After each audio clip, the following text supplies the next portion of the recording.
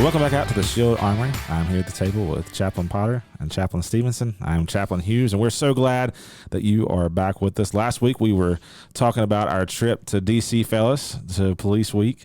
It was fun to be able to share that experience with everybody. I know it's not our typical podcast style as far as the things we share about a lot, but I did think it was fun to be able to share with people about our experience about Police Week. I think that's important too.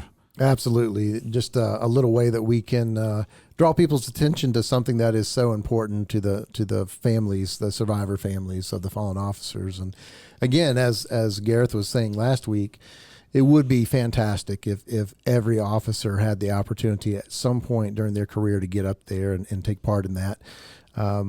But we've got some good stuff today we need to hit on. So yep.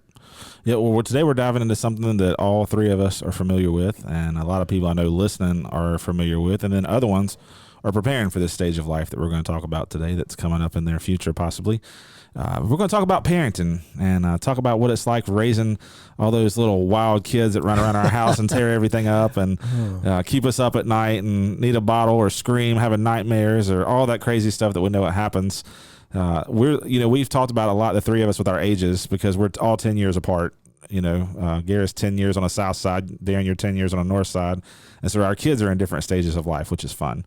So, it really is. It's pretty amazing to think about. I have twin daughters that turn 25 next week, which was pretty amazing. And so the things I'm dealing with now is my daughters are grown, finished with college, they're married, and yet we're still very much involved in their lives, in a different way.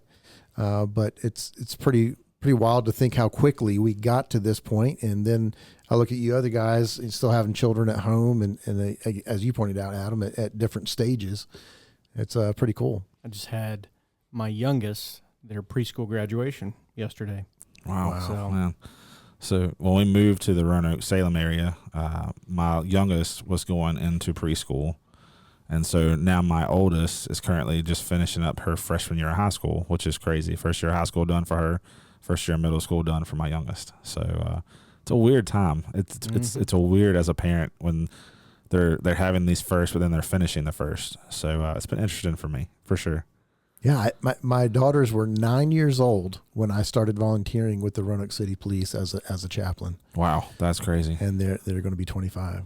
That's really crazy. Wow. And they're both married now and, doing life as a family in their own now, which is cool. Absolutely. And there's a big move taking place in about a week and a half where my daughter that's living outside of Richmond is moving down to Greenville, South Carolina.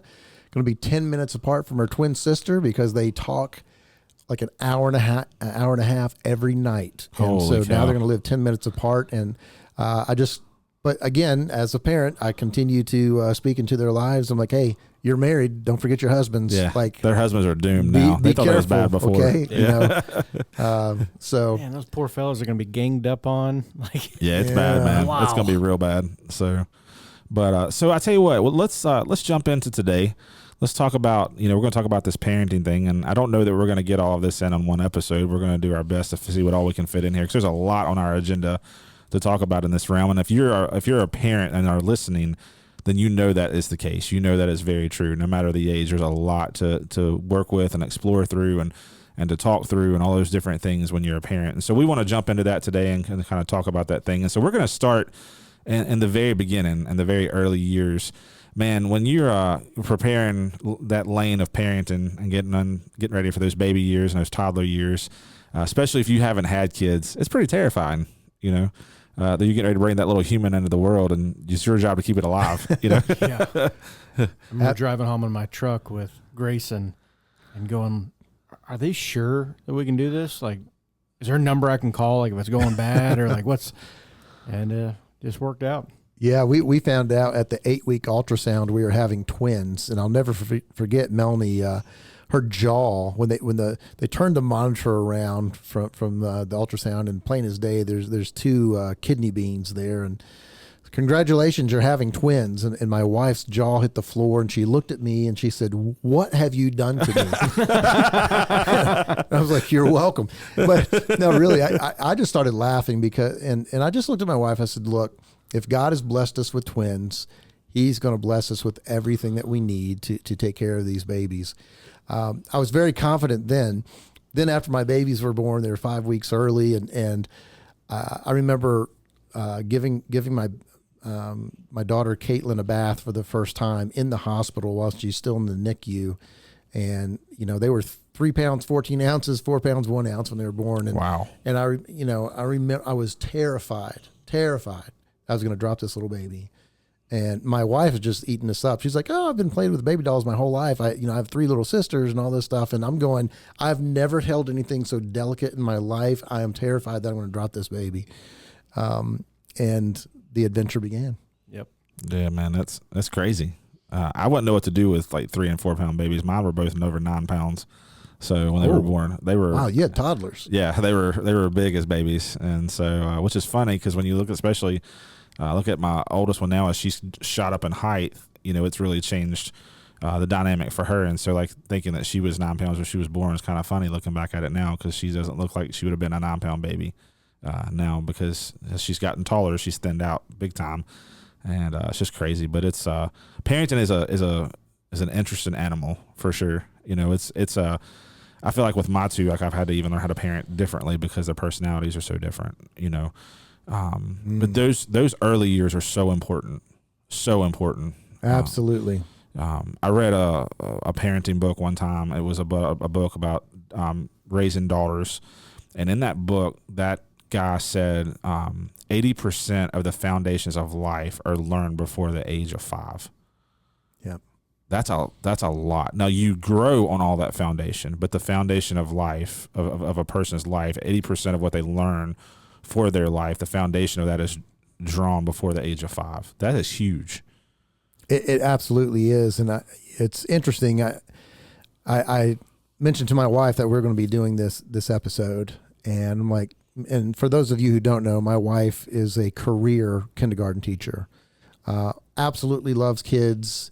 She was born to be a teacher. She was born to be a mom. Like, she is the oldest of 4 girls, and she came home from school and taught her little sisters everything that she had learned. So her little sisters all thrived all the way through school because of what she taught them when she got home from school growing up. Phenomenal with young children. And she just looked at me and she said, "Please, please, please drive home the point that those first few years are so crucial, and you have to be intentional, you have to be present, and you have to take advantage of every moment that you have with the children in those early years." Yeah, every moment that you're raising those kids, especially early on, everything they learn, they're learning from you, because everything is new to them, right? It's kind of like trying, people always talk about, well, kids are born inherently like good. I'm like, your kid didn't try to stick a fork in the electrical socket. It's like, are you kidding me? Like, I had to teach a kid to stop trying to eat the dog's food. It's like, you don't eat the dog's food, and you don't stick a knife in the electrical socket in the wall. Well, and do you have to teach a child to pit one parent against the other and that kind of thing? Oh, they do that at an early age, long before they go to school. Yep.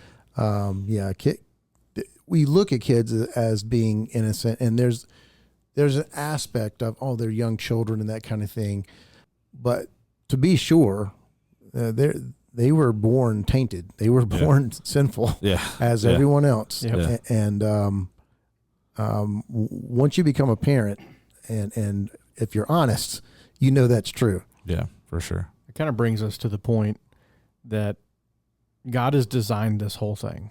So this is a clear design from God, that there are kids and then there are parents.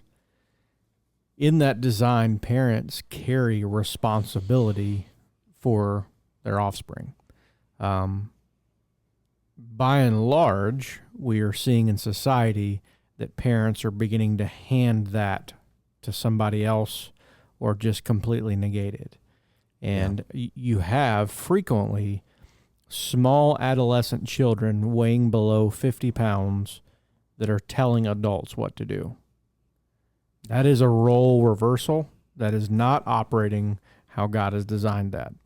So probably the first thing we want to say is that our calling as parents, our design, what we're supposed to do is we're supposed to train, equip, and disciple our kids. Absolutely.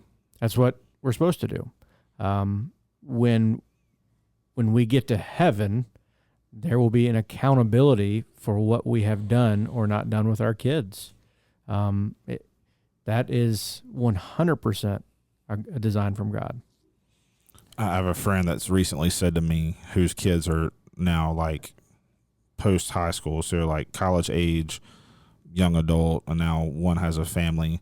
And he said to me when we were having a conversation about our kids just recently, and he said, when my kids were younger, I was able to control that environment. I was able to lead them and guide them. He said, but now, I learned that was not my time to be their friend. It was not my time to let them tell me what was going to happen. But now I'm turning into more of an advisor role where now they're starting their own families and that kind of thing. And so he said he was talking about, he actually used the same terms you did. He said, my calling as a parent, I'm learning that it changes in seasons, but then early on, it was so important that I had to try to teach them right from wrong and about the Lord and about the ways they should live and those kind of things. But now I'm having to learn to step back a little bit because now, again, they're getting married and they're starting their own families. And he said, and that's been hard because I'm learning that, again, that calling evolves as my kid gets older. Mm-hmm.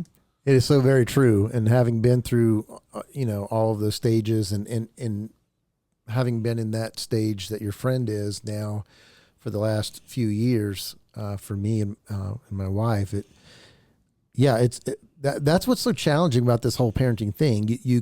It's constantly changing with the different seasons or stages along the way.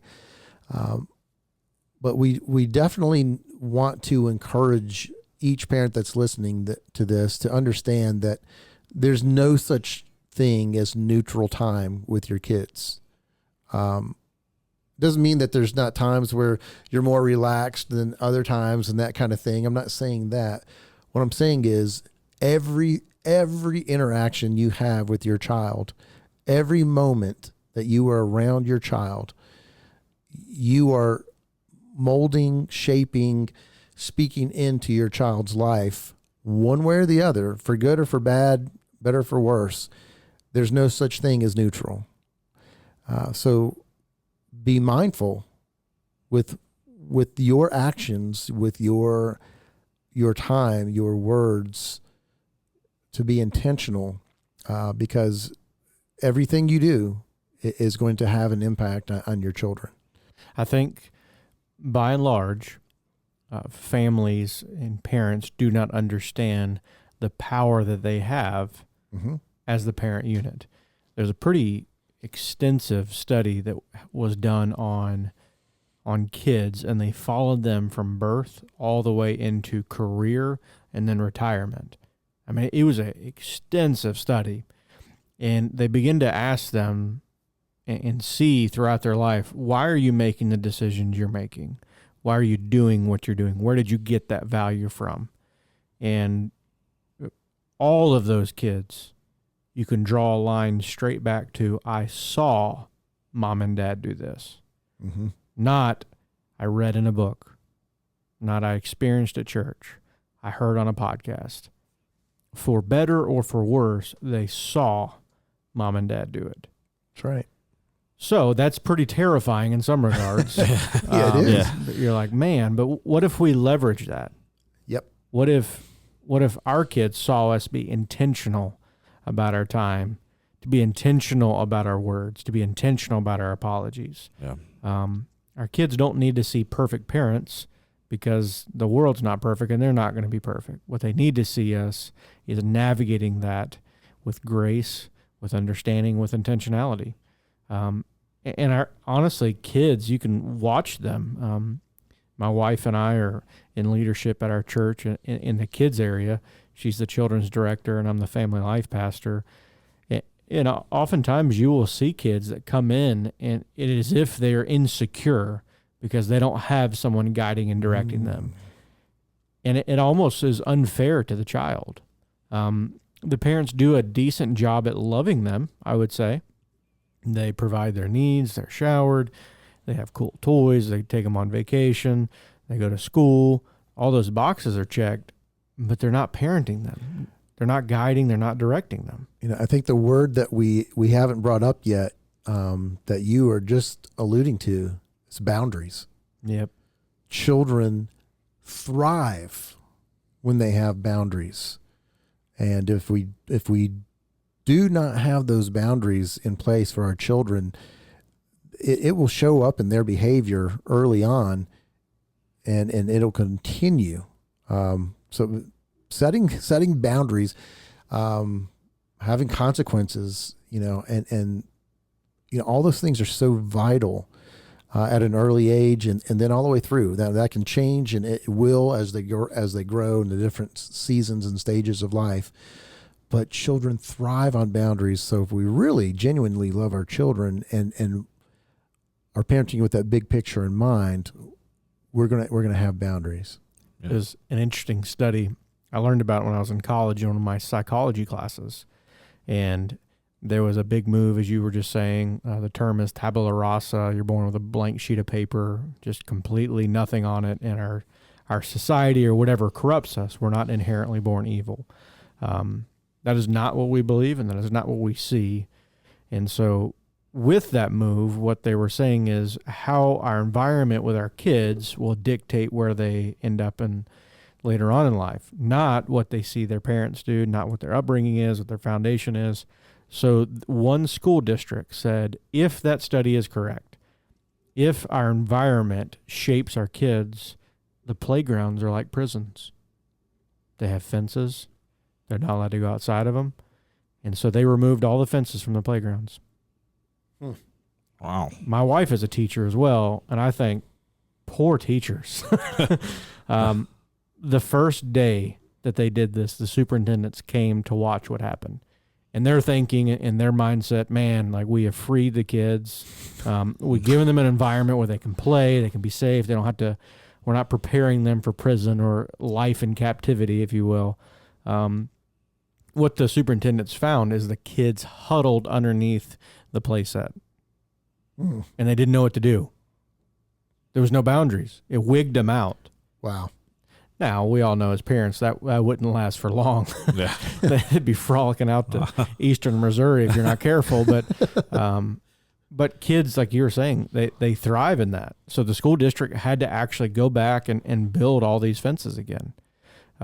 It's just crazy to think that people don't understand that. But our kids are looking for leadership. I often find in kids ministry, there's 30-some kids in a room, and what they'll come in and ask, and I had an old coach tell me this when I used to teach swim lessons. He said, a child walks through the room and asks 2 questions. Who's in charge and how far can I push them? Immediately, every threshold. Who's in charge? How far can I push them? And when they figure that out, they'll calm down and go, all right, you're in charge. I know where the boundaries are at. And it was 100% wisdom. I will watch kids walk through the room, and I'll have to say to them, who's in charge of this room? And they'll squint their eyes. You're 4. You forgot to wipe your tail yesterday. Like, you were not in charge of this room. Wait, you say that? I am sorry. Well, it's an abbreviated version. Okay. Obviously. But want to be gentle, obviously, not to hurt and wound the kids in their gentle state. But no, desperately, kids need us to guide and direct them. And as parents, I am seeing more and more in my world where parents are refusing to do that. Yeah. They're refusing to provide that correction. And I will watch kids, again, tell an adult what to do, and the adult will listen. Just hearing you say I was gonna that. say, you were cringing over there when you said that. That just crawls all over me. Mm-hmm. When I was just at a school this morning, Scarlett and I went to a local school to read to some classes, and I don't know what the school resource officer. Well, I guess I do know what she thinks of my reading, because after the first class, I read the book in the first class. She's like, if you'd like, I can read in the next class. And she was outstanding. She, like, you can tell she's an SRO at an elementary school. So she read in all the rest of the classes. She refused to turn the book back over to me. So apparently I didn't do so good with my reading. But there's a couple times, a child in the class was started to want to tell me what I was going to do with Scarlett, and I was just, it evoked some things in me, but I kept smiling and It evoked things. We focused on Scarlett and had her do all of her commands and that kind of thing, and we worked through it. But boy, I would love to talk with that child or those children's parents for a few minutes. I literally had a mom come to me a couple weeks ago and was talking about this very subject. And to be very honest, she is a single mom. So she has a very hard, and I don't know her story. I don't know if it was self-inflicted or if she's completely a victim to that. Regardless of the fact, today she's a single mom, and that's a hard place to be. And she was explaining that her 8-year-old, hear this, her 8-year-old was assaulting her and telling her what to do. Poor Darren. I wish you guys could see his face right now. And it's very easy to say, like, you sorry lady, but she's made this monster, and now she's going, I've messed up. Yep. That is actually sad. So she's saying, how do I tell my child no? How do I tell my child? And then my brain turned from like angry and like, how does this happen, to she's asking for help. Yep. And so if you're listening to this and you're going, wow, I have X number of kids, I have different stages, and whatever stage you're in, whether it's you're putting your kid in a car seat and the kid's bucking at you, or you have a rebellious 18-year-old or 16-year-old, just know that there are people here that understand, that hear you, and we want to give you some tools to be able to navigate that. The first step I always tell parents is you got to realize your role in the situation. You are not called to be their friend. You are not called to love your kids. What you are called to do is equip them and disciple them. And so I was able to tell this mom, what you're teaching that child is that every adult is her floor mat. And I said, I'm going to be very honest. She will end up in the back of a patrol car one day and I'll get to talk to her. That's what that'll happen. So you got to correct that now. And the good news is that if you, maybe you're thinking, well, I probably haven't done the best at setting boundaries. I haven't done the best at establishing whose home it is and that kind of thing. You can turn things around. You absolutely can turn things around. And will it be challenging if you have a 6-year-old and maybe you have allowed the 6-year-old to kind of call the shots and they are, you're preparing a meal for your family and your 6-year-old is telling you what they're going to eat for supper and what you are going to prepare for supper for them. And you've been doing that their entire life. And so now you got a 6-year-old who only is going to eat mac and cheese and chicken nuggets or hot dogs. And all of a sudden you start saying, well, that's not the way life works. You're going to eat what I'm serving you. If you start making that change in your home, just know they're going to buck, they're going to challenge, they're going to push, but you just need to be that mighty oak, stand your ground. And if you do that, as my wife sometimes says, you have to be stubborn one more minute than your child. When you start getting those victories, when you start establishing more boundaries, and then you stick to your guns, you'll be surprised at how quickly you can right the ship and start turning things around. One funny story about stubborn kids. Would you guys say that having a stubborn child is a good thing?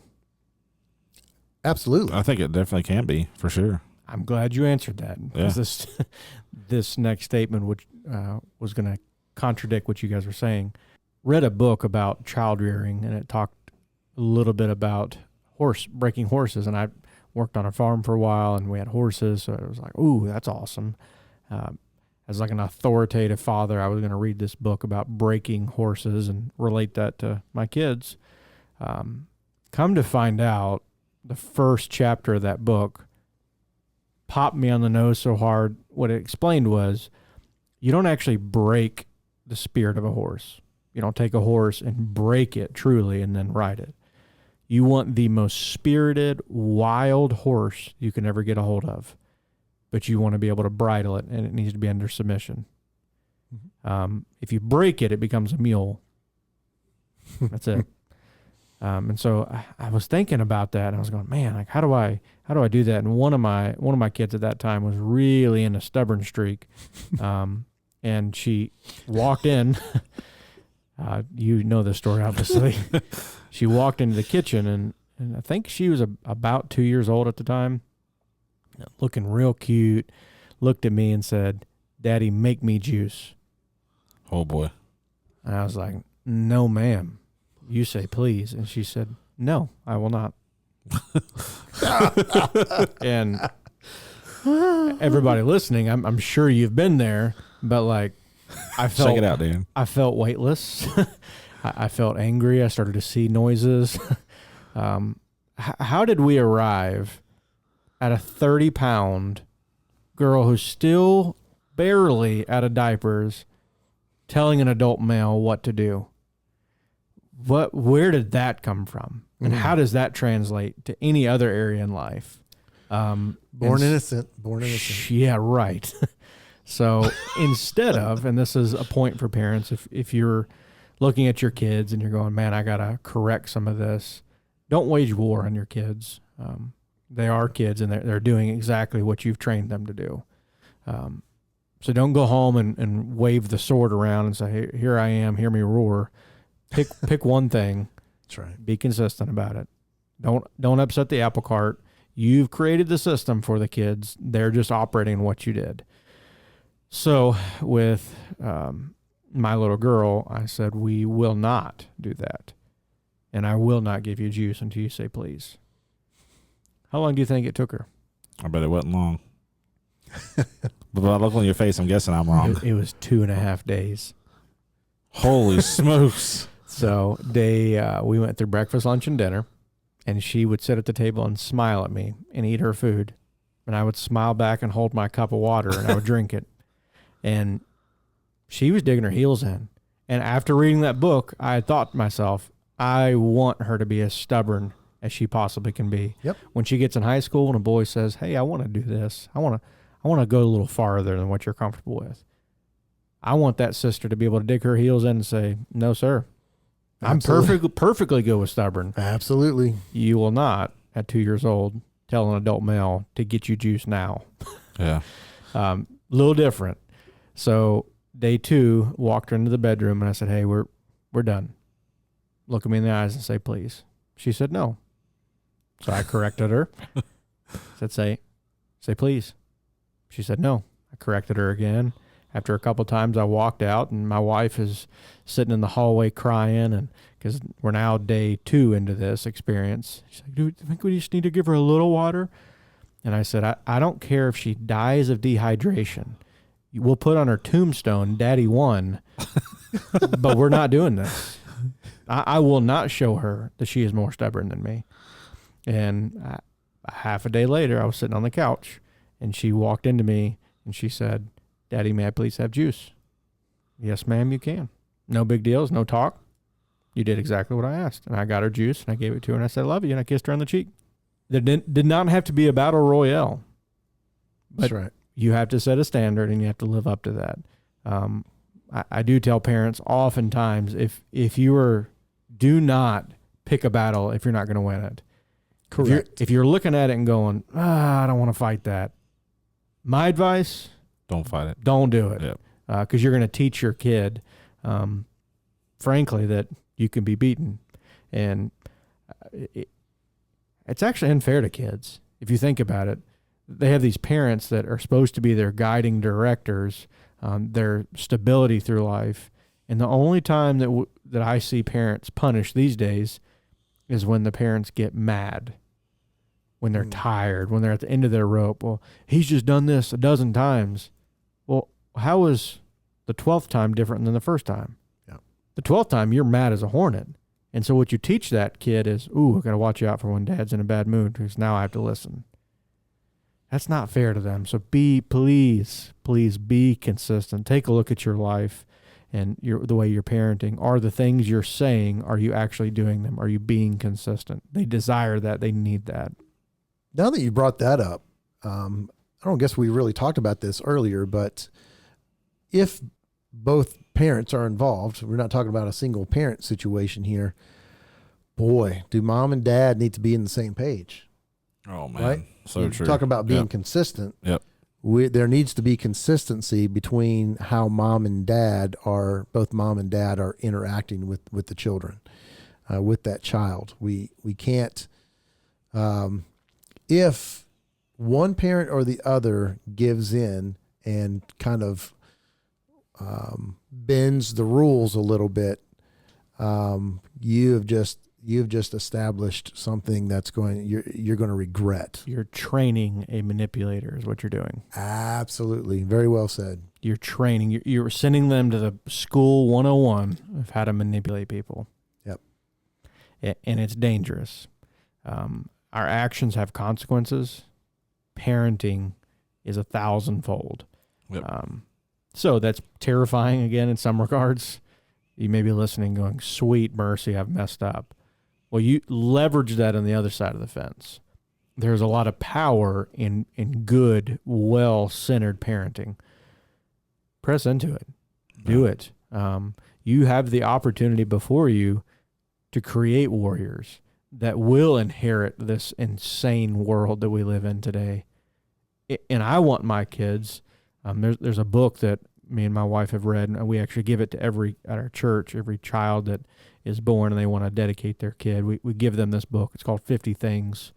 If you're listening, reach out through our social media and I'll send you a link to it. But the basic premise is, as my kid exits the house, here are 50 things that I want them to know. That way, when they leave, I can think in my mind, to the best of my ability, I have equipped them to be able to handle life. I think you were telling us a story about feeling when your kids are ready to exit the house. You want to tell that? Well, again, I'm a little bit further down this parenting road than my other two chaplains here, and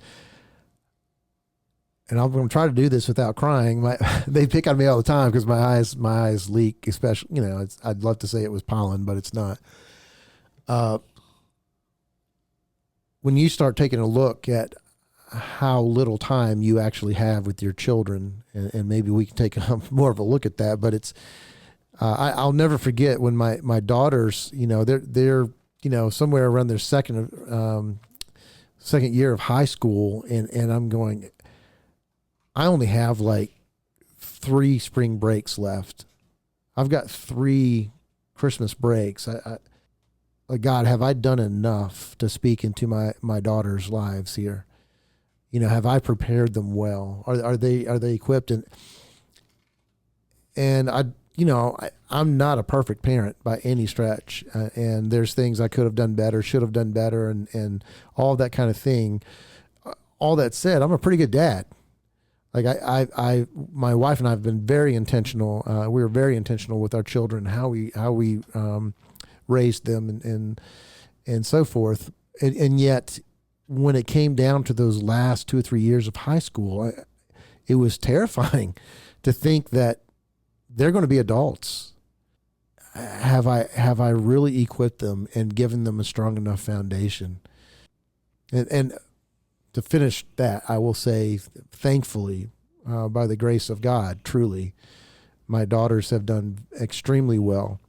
And for me, it's very important for me as a Jesus follower, as a Christian, that my daughter stayed in the faith. Those are decisions they had to make, but they have stayed in the faith.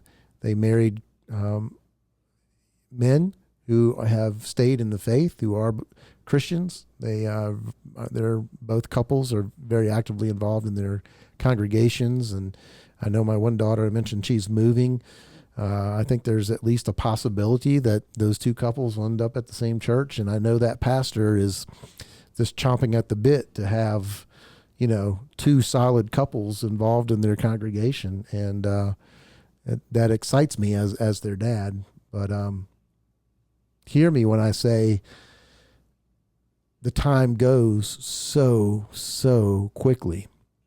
So my wife and I are currently, we're in a small group. We were talking a little bit about this earlier before we got started, and we meet every other Saturday night. And the Bible study series we're doing right now is called The Art of Parenting by Family Life. And one of the things that study is pushing home every week is that they refer to it as we're raising arrows. And someone who makes arrows for a bow and arrow, especially if they make them by hand, it's very intricately done. Every piece is done with a certain reason. The shaft itself is bored a certain way. The end is put in a certain way. The pieces back towards the back are put in a certain way. And the reason why is because we're preparing them to launch them out when they're older, but we don't launch them until it's time. And so little by little, we're intricately doing all the things that need to have happen. And, when we were talking about, as you guys were kind of talking about the things with the kids, running the show and the issues and different things like that. Then one of the things that I remember them saying in that study early on was, as parents, we have to decide when we're dealing with our kids in those tense moments. Are we dealing with a personality issue or are we dealing with a sin issue? Because there's two very different ways that we can respond when we're dealing with issues with our kids, and it's that the way that is determined is us as a parent, and sometimes we have to make it quickly on the fly, and sometimes we don't get it right. But am I dealing with the fact that this is just a personality issue in my kid that we're not seeing eye to eye, or is this really like a disobedience issue? Is this really a sin issue? And all of that is, and the way we respond to that, we raise our kids. Darren, you said before we started this episode, you made the comment, and we even wrote it on the board getting ready for this episode, was we have to parent with the big picture in mind. Because of all of these things, no matter how our kids respond when they're younger, what type of people are they going to be as they get older? When you're talking about your daughters now, like the state of the place in life that they're in now, what type of people do we want them to be when they're older? I think I was sharing with you guys a week or two ago, there's a family in mine and my wife's life, and we had the chance to be both of their daughters. I was their youth pastor for both of their daughters, and they were a couple of years apart. And I remember when they were going through school, and both of their daughters played travel sports. And again, I think I even mentioned this on a previous episode, but I don't have a problem with sport. I love sports. I'm a sports junkie and those kind of things. But they did like year round, and they would take their kids out of the church, and they were out of church and out of church and out of church. And then now their kids are not involved in church at all. A couple of years ago, they came to us and said, "What did we go wrong?" Well, the example that you led, because Gareth, you were talking about, we set the example. The example that you led all those years now has come to fruition. Now that we were telling you back then, like, you've got to make sure your girls see that is a priority. So it's just like anything else. So they saw it as a non-priority. They only had to be there when they weren't playing sports. So now it's not a big deal that they're not there at all. I saw a social media post just the other day that said, it was talking about the generations of kids in a family, and it says, like, grandfather sold out to Jesus. Talking about the way the parents parent their kids as they come down. It says grandfather sold out to Jesus. Dad, Jesus is his priority. Son, Jesus is a priority when I don't have something else going on. Grandson was, who is Jesus? It was talking about, and again, that made me think when we were talking about this, because again, everything that we do, the way that we respond to our kids, the way we raise our kids, the things that we put out in front of them, all of that stuff, the way we lead, the way that we set things in motion for them, is a great piece of who they turn out to be. Now, there are kids who are found in bad situations or whatever, and they decide I'm not going to be those people or whatever. But a large part of who our kids turn out to be is exactly what we're talking about at the table, is the example and leadership that we set in their life. That was a great example of, this saying that I heard many years ago, what one generation tolerates, the next will embrace. Because that one generation tolerated sports taking a higher position in that home than their commitment to the local church and that local body, then that next generation didn't have use for that local church, that local body, that commitment. And you can see that played out in a number of different ways. But what I guess one of the things that I get most concerned about is when I see parents who display such selfish behavior or self-centered behavior that it's almost like they want, and I guess it was alluded to earlier, maybe even said earlier in this podcast, someone else to really shape their children, or they're going to provide the basics. They're going to see that they have a roof over their heads and things like that, but they don't want to take the time, invest the time, and take away from their own lives and their own wants and their own needs to invest in their children. They want somebody else to do that. And it's like, that's not being a parent. Like giving birth and providing the most basic needs for children, that's not parenting. And I dare say, if we applied the same approach to taking care of a puppy as some people do their children, we would have way more problems with dogs than we already do. Yep. Nobody would bring a puppy into their home and say, well, I'm just going to let this puppy discover what it wants to do and figure things out on its own. Like we wouldn't do that, but we're doing it with our kids. Yeah. Like that's a problem. And I can tell you, as the husband of a school teacher who's been teaching for decades, there's been an absolute shift over these, last number of years. Talk to any teacher who's been on the job for 20, 30 years. The amount of work, the expectations put on teachers now to do things for students and to step into roles that should be filled, things that should be taken care of by parents. Teachers are having to step up and give shape to more of these things when they need to just be teaching, the academics and things. And I don't get me wrong.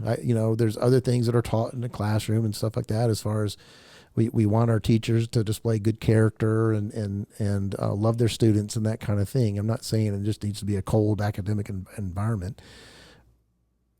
But my wife, no matter how loving of a teacher she is, she's not those students' mother. Correct. Certainly not their father. We need moms and dads to step up and take seriously this role of speaking into their kids' lives. And I think, Gareth, you said earlier, being a parent is a calling, and that we're supposed to equip our kids, disciple our kids. And so, Darren, if we're going to accomplish the things that you're talking about, and Gareth, if we're going to step into that calling, I think the thing that we've got to realize is, as parents, we've got to be present parents in our kids' lives. We can't just hand them a phone or hand them an iPad and let that take up their time. We can't just do what we want to do and expect them to be on their own the whole time they're at home. We can't just let our kids retreat in their rooms and just do whatever they want to do for hours on end. We've got to be intentional and being present parents. And that means not just a physical body, but mentally, emotionally, the whole 9 yards. We have got to be present in our kids' lives. That is the only way this works. And Gareth, what were you saying before we started this episode? What were you talking? You had mentioned the number of weekends. You had kind of figured out the number of weekends that we as parents have with our children. Yeah, kind of just hit me. Was in a meeting and they were saying, "Hey, if we had our wishes, you would do this every single Saturday, 52 weeks a year." And I immediately went, "Wow, that's a lot." And then I added up how many Saturdays I have left with Grayson. And I have a couple hundred Saturdays left with my oldest child. And then I zoomed out, and I'll round just a little bit, but by the time our kids, from when they're born till the time they leave the house, there's around 1,000 Saturdays, or 1,000 weekend opportunities. We'll put it that way. If I start handing off, if I had $1,000 and you were like, hey, can I have $1 of that? Yeah, it's no big deal. I give you one here, give you one there, one there, one there. And that's what happens. And right now I'm sitting at, man, I only have a couple hundred left. And my child's 9. So I'm halfway through this. What am I doing with those Saturdays? Am I spending them working a side job? Am I spending them allowing people to come over and we love on them? It has made me think, you know what? I probably don't want to do that with my couple hundred Saturdays. I probably don't want to give that away. I want to do something with Grayson to help equip him. I don't know, just kind of a perspective for parents that hit me this week. Yeah, and we were talking about, many of you who are listening are working in the law enforcement world, that with the shift work and that kind of thing, that you're working a couple of weekends a month. By design, you're working every other almost. Yeah. So you're down to 500 out the gate, 500 weekends. So be intentional. Be intentional with what you have to work with. And listen, our children need to see us working. They need to see us providing. They need, there's the answer is not for you to stop working and just stay at home and hang out with your kids like that. That's not good parenting either, right? Everything we do is modeling before kids, what life is about. But what we're just trying to draw to your attention is, again, how precious little time you really have to shape and speak into your children's lives. I always felt like, as a husband, that the best thing I could do for my children is to model before them, first of all, you'd expect me, I'm a Christian minister, I'm a Christian chaplain. You expect me to say this, so I'm going to go ahead and say it. I want to model before them, first and foremost, that my life is centered around Jesus Christ, first and foremost. But the second thing I wanted to model and make clear to my children is what it is to be a godly husband, for my wife and I to model before them what a solid, wholesome marriage looks like. I wanted to model that before them. And so, yes, I did nurture. I've nurtured my wife along the way. My children needed to know how important my marriage is. Because guess what? My children are out of the house. My wife is not. She's still there. Yeah. Yeah. Right. So I didn't want to wake up like 18 years after I had my daughters and all of a sudden realize that, oh, who's this woman that's in my house? Like, so we stayed in touch, right? All through those years. And, I say it's kind of, we kind of smile at that, but I see some of the things I see, one of the things I get concerned about is when I see parents totally living for their kids and focusing their whole lives around their kids. They're the focus. They're the center. It's not their faith. It's not their marriages. They're centering them. They're centering everything around the children, and they forget about that marriage. So we have to exercise some discernment and good wisdom here along the way too, to nurture that marriage. So don't forget that. Well, and you said something a minute ago. I want to tie all that you said into this. You said your kids need to see you work. In this line of work in particular, there's a lot of overtime. Your kids need to see you work, but your kids need to see you pick your kids over your job. They need to see, and I get there are times that we all need to, something happens and we need the extra money. Like, I'm not saying that there isn't time for that, but I am saying, like, it can be real easy for overtime to take away those every other weekends that we do have off. that kind of thing, and those extra assignments and the extra games and the extra this and the extra that stuff's always going to be there. They'll be there after your kids are out of the house, and again, going back to what you said about being married, that your kids need to see you choose their mom or dad before them. We need to set that up. I'll never forget several years ago, I've owned a side business for a number of years. I own a Christian DJ and a videography business and did a lot of weddings over the years, both shooting theatrical videos and DJing weddings and stuff. And I'll never forget I think it was 2 years ago.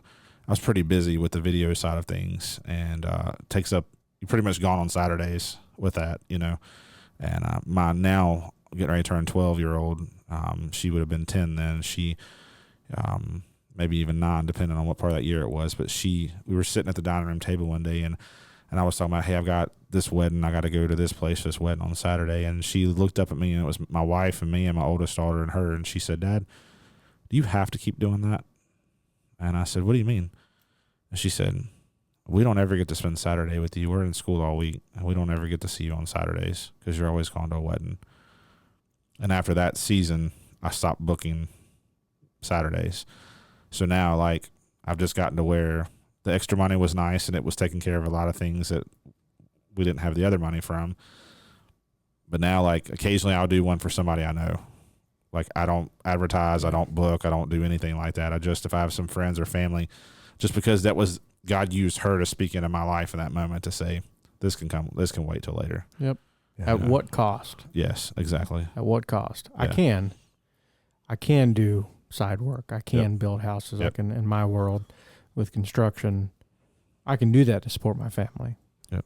But at what cost? Maybe that's why parenting was easier for me, because I have no discernible skill outside of ministry. So I can't build anything. I can't DJ. I can't. So maybe, Yeah.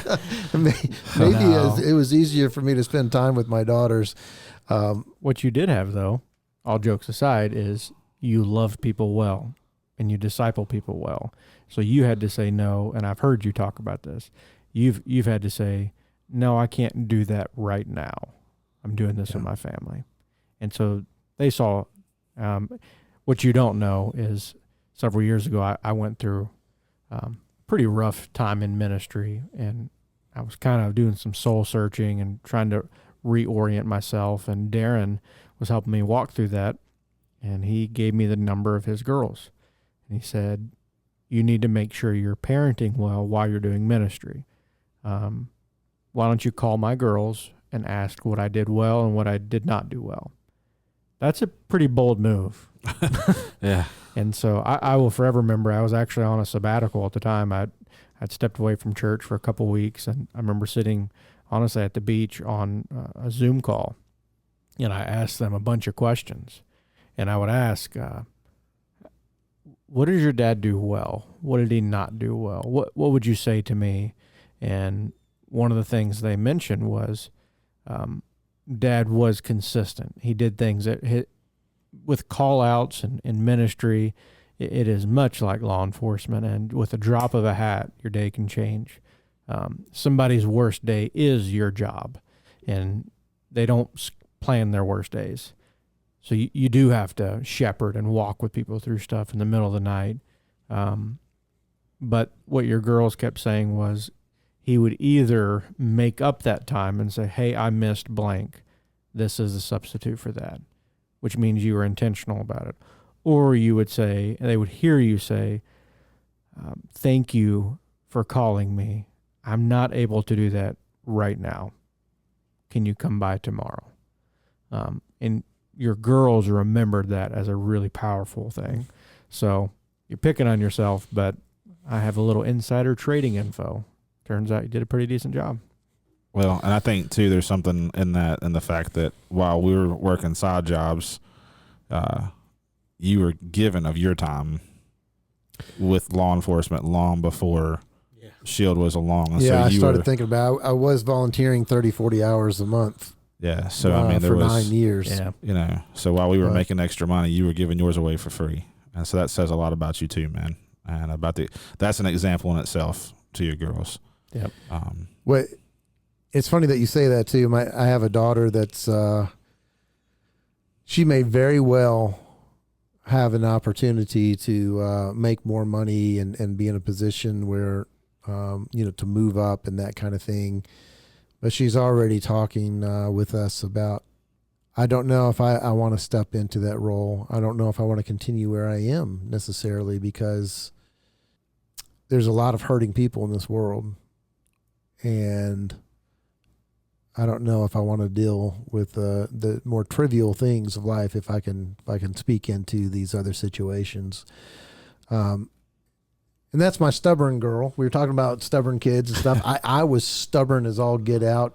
Maybe we can at another time share those stories. We should have my mother on here one time. That'll change your life. We should not have my mother on the podcast. But yeah, I was very stubborn, and I had a stubborn child, and to your point, Gareth, we didn't destroy her.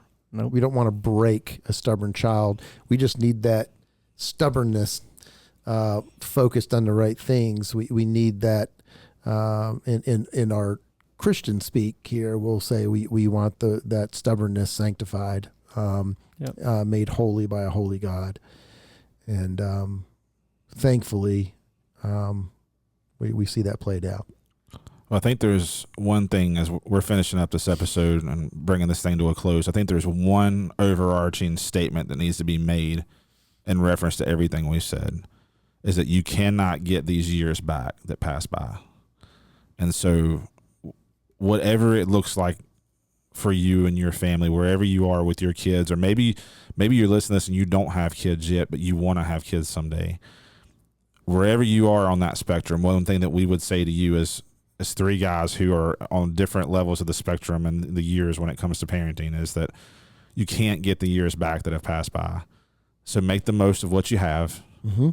Do your best, and take some time to talk to some other people who are ahead of you. Mm-hmm. And like you called his daughters, I mean, that's a great example. Talk to some people who have gone ahead of you. How can you do it best? How can you make the years count? That's the whole point of this episode. How can we do this better? And we're still learning. Even, and I'm sure Darren would say this to you, like even with his girls being out of the house now, he's still learning. How do I be the best dad to them now in this season of their life? Absolutely. You don't ever reach a point of perfection with this parenting thing. You're learning the entire time the same way your kids are learning. Yes. And so just make the most of the years, whatever season you're in. Make the most of that time. Don't waste it. And if you feel like, man, I'm behind, don't live in that. Just start where you are now and move forward. Don't make any excuses. Just keep going. Absolutely. So, well, guys, I think that's about all the time we're going to have for today. I hate, because I feel like there's so much more. I think we could probably do this for months, honestly, on this one subject. And who knows? We'll see what next week holds. But we're so glad you guys tuned in with us today. We really hope this was an encouragement to you. We really hope this was something that will help fill your cup.